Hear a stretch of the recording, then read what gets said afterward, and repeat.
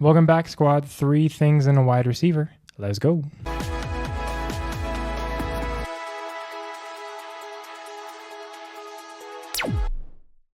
Like I said, squad, welcome back. 3 things you want in a wide receiver next year, really every year. Let's go.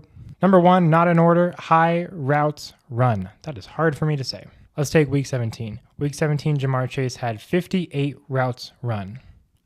There's got to be an easier way to say that. I'm struggling. Jerry Jeudy was second with 47, meaning Jamar ran 9 routes more than second place. When you run routes, you get the ball thrown to you. Analysis.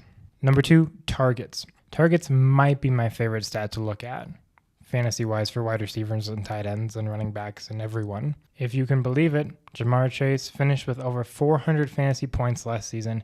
No one else had above 320. And if you can believe it, Jamar Chase was number 1 in targets last season with 175. This is really just turning into a Jamar Chase video. Only one wide receiver in the top 10 had below 120 targets last season, and that was Terry McLaurin because he had a ton of touchdowns, and he had 117, so he was very close. Pretty straightforward, but the top guys get lots of targets. You want targets. It's how you win games. It's how you catch the ball. It is hard to be successful as a wideout if you're not getting the ball thrown to you. More deep analysis. Targets are your friend. Look for targets.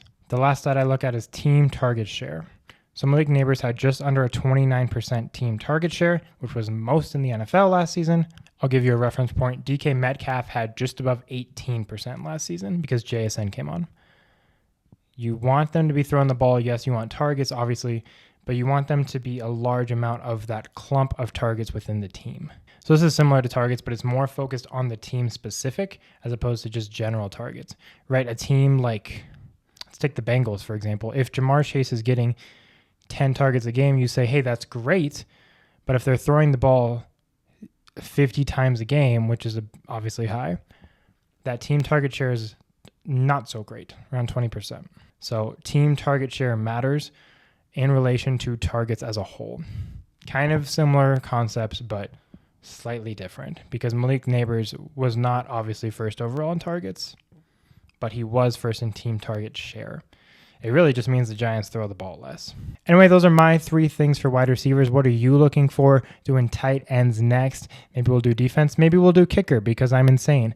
We will see. Peace out, Girl Scouts.